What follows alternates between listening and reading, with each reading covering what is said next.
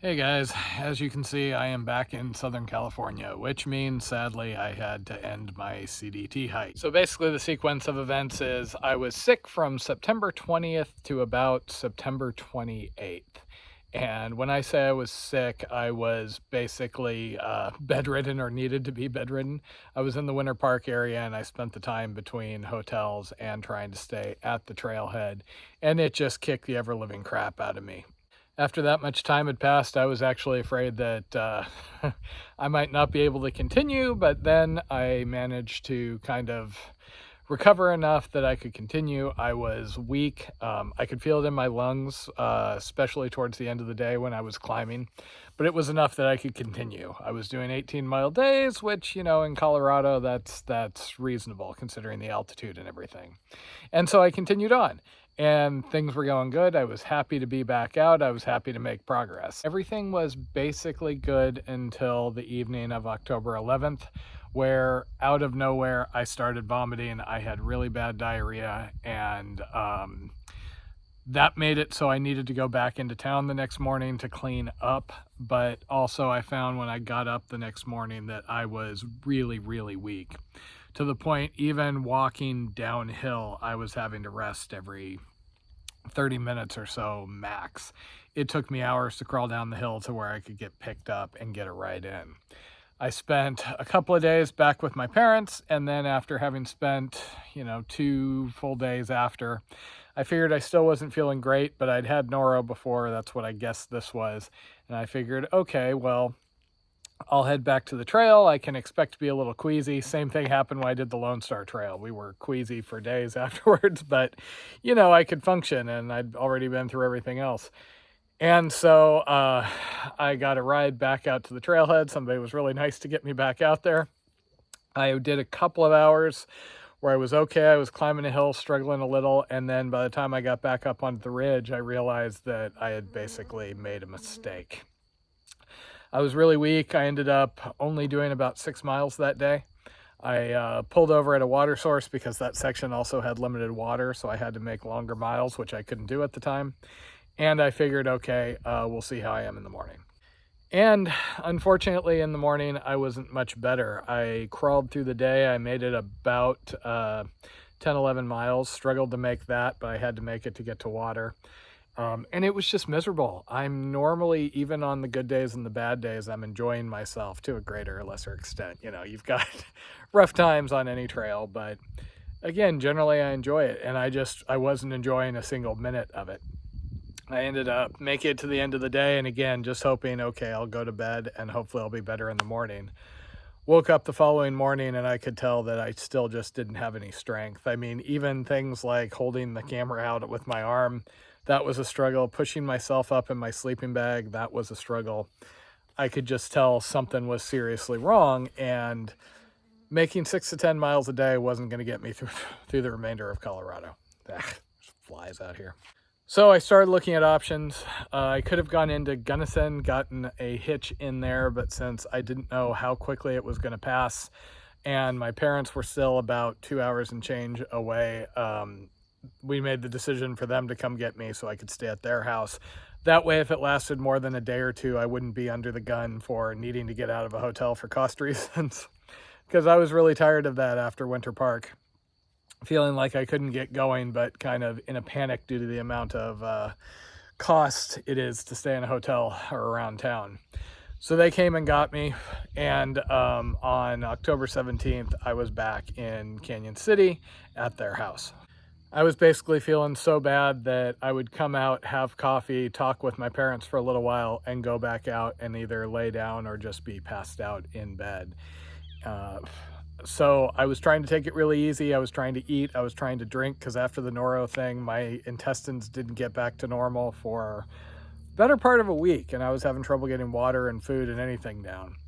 So I got past that, but I was still weak. I waited until a week had passed, and it didn't seem like it was getting any better, so I started having to kind of come to terms with, hey, this isn't going to work. Because even if I could continue, I will continue and I will be miserable, if I can make my goal. But I wasn't able to make enough miles where I was going to be able to do anything if I did go back out.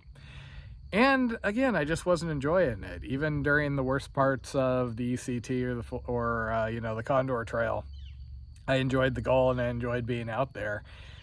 I was just too weak to be able to function. So I gave it a couple of more days, and then we made plans for me to come back to Southern California because I didn't want to sit around at my parents' too much longer. And the reality is I was within my window when I was at Winter Park, as far as being able to make it through the CDT, do the red line, etc. Once I was delayed, I could have made it through, and I was pretty sure if I did Creed, got down to New Mexico, I could still finish, get to the monument. After I'd lost another 10 plus days, you know, at that point, if I was going to be able to finish, it was going to have to be road walking, and I didn't want to do that. I came to do the CDT, not the Continental Divide Road Trail. So yeah, I reluctantly looked at the options, and I even went for a hike the last day I was at my parents', and part of me was like, you know, if I feel stronger, maybe I'll just change everything and go back. But even this little hill behind their house, I was basically winded getting up it and just exhausted afterwards. As far as what happened, hard to say, but the best guess is that initial round of COVID obviously left me kind of compromised. I was worn down, etc. And then I somehow got exposed to noro or something very noro-like, and that just hit extra hard because my immune system was already in a mess post-COVID. So that basically hit really, really hard and left me, you know, in shambles. The one plus side of basically having to bail this year is when I go back, and I have a plan to go back next year as soon as Jen and I finish our summer thing, I can do the red line. I mean, that was the thing that I really found going out there. A lot of people do a lot of different things and call it the CDT.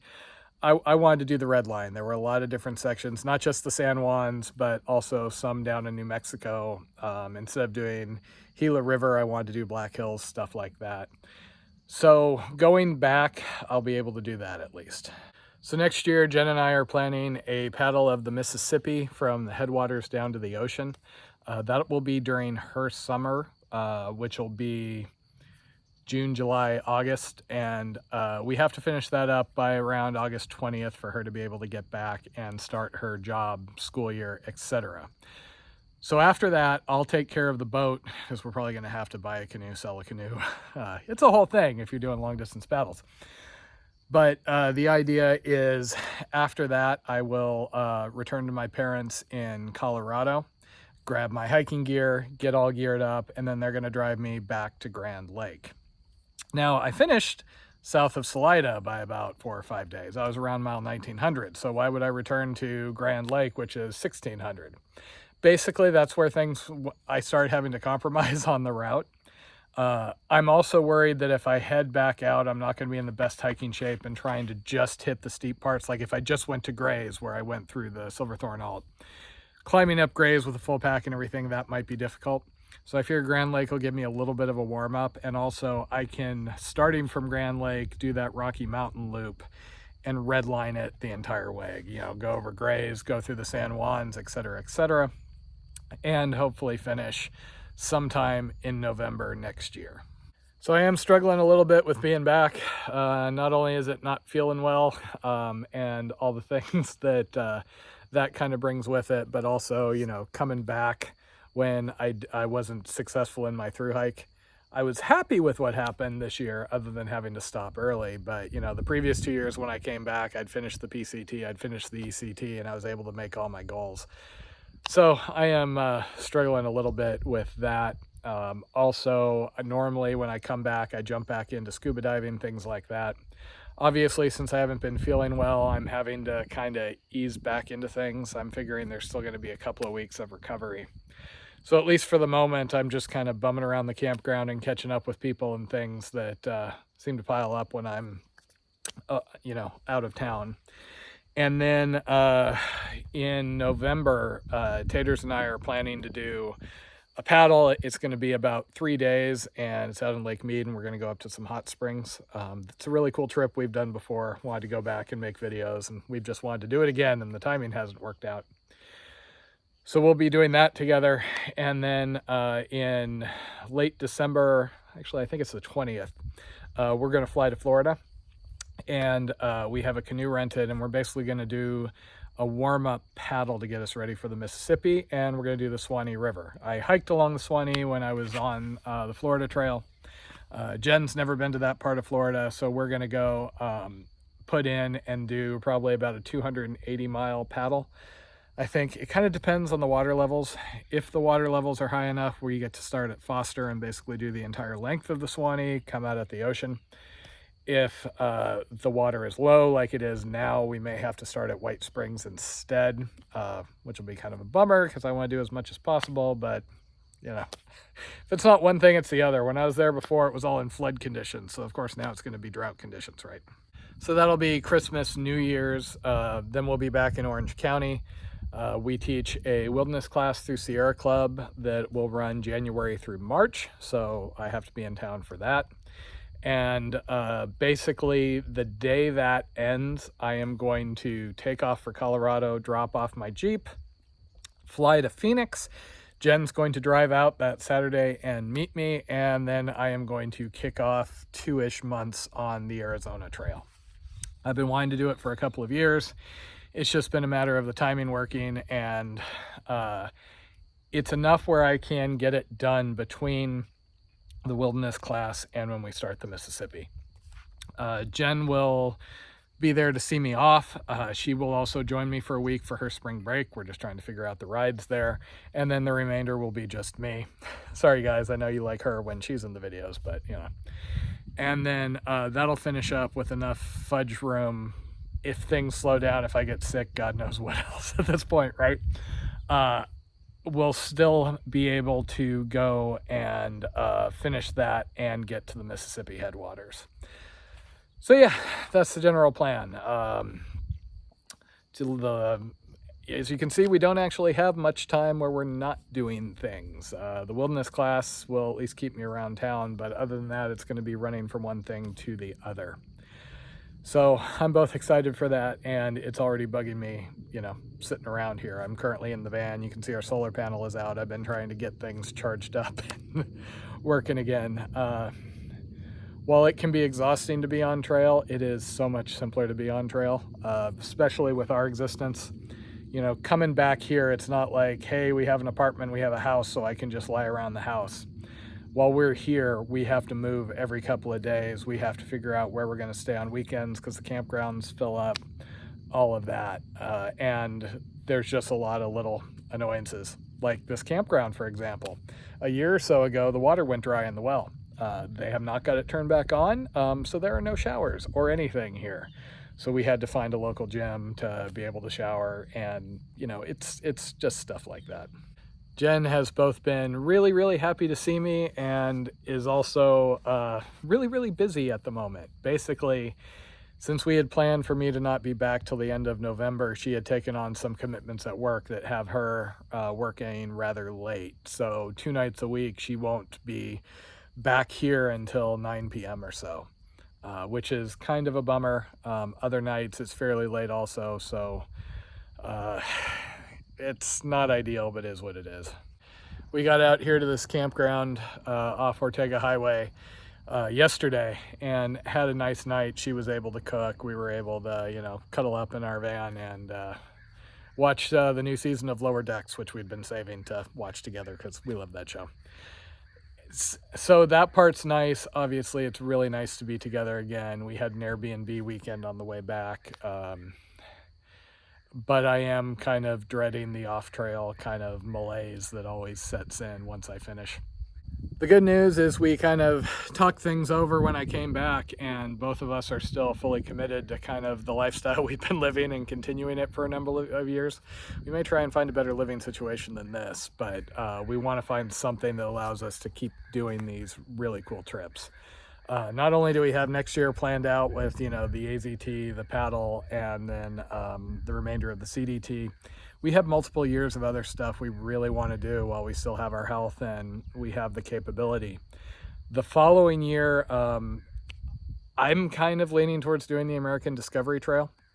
I could leave immediately after WTC, and I think I could do the entire thing and finish that year. And it's not done very often, and having done the north-south trails, it's kind of appealing to go across. Yes, there is some road walking and stuff, though I talked to some people that were on the trail this year, and it looks like it's actually flexible enough where it'd be closer to what I did on the ECT. And it has a lot of appeal. I mean, I think 10 people tried to do it this year, and, you know, most of them fail. And I kind of like that sort of thing versus the, you know, super busy. I was even feeling a little crowded on the CDT at the early part this year. The other option is the Hayduke Trail is one I really want to do after the AZT. So I could go do that. Then I told Jen that I'd do the Pacific Northwest Trail with her. She really likes the northern areas because it's green and everything. And we get to go back to Glacier and then hike out to Seattle. So we could do that. And then there's a bunch of shorter eastern trails. When I thought I was finishing the CDT this year, I had intended to go back and do one of the East Coast trails in the fall. So I could do kind of like west, central, east. But we both really enjoy making the videos, so we intend to continue that. It doesn't really, you know, it doesn't generate much revenue or anything, but every little bit does help when you're hiking. And we feel really grateful that we're able to get something to kind of, you know, help. So for the moment, I am planning to do some sort of wrap up on like the CDT, comparing the 3 trails stuff I had planned. Obviously is going to have to wait till next year because I've got to finish and see the remaining 1,500 miles of trail or whatever it is from where I want to restart. I also have a lot of stuff that I was kind of in the process of when I left. It's often kind of hard to find a place where I can record. At the moment, there's nobody in the campground and it's quiet, so I'm recording here. But you can kind of see there's often people all around, so I can't always record. Not to mention there's planes buzzing, stuff like that. So I have a mix of videos I was working on. I have some stuff on various hiking hardware, like I had a GPS watch I was testing and some other things. So that'll come out quasi irregularly. When we're doing the trips, obviously, we'll go back to the daily videos. Flies everywhere. And once I'm on the Arizona Trail / Mississippi / CDT, there will hopefully be, you know, daily videos from, you know, March until November, assuming everything works out fairly well. Man, flies. So I know it's a bummer that the CDT didn't work out how I wanted, but, you know, honestly, looking at it, I've been very lucky with my through hikes. The PCT, I was able to do every step. I didn't run it, you know, I didn't have fires, I didn't have to skip, etc. And there are a lot of people who have not been able to do that the last couple of years. And on the Eastern Continental Trail, you know, I was able to do the whole Key West up to Nova Scotia thing. And as far as things to get knocked off the trail by, at least this wasn't an injury I'm going to have to deal with long term. I know people that have taken falls and messed up, you know, their knee, their hip, etc., etc. So here, hopefully it's a matter of I'm here for a little while, I recover, and I'm back out there. So sorry to those of you that I know that write me and tell me that I'm part of your morning coffee ritual. Believe me, I really wish I was still out there also, but is what it is.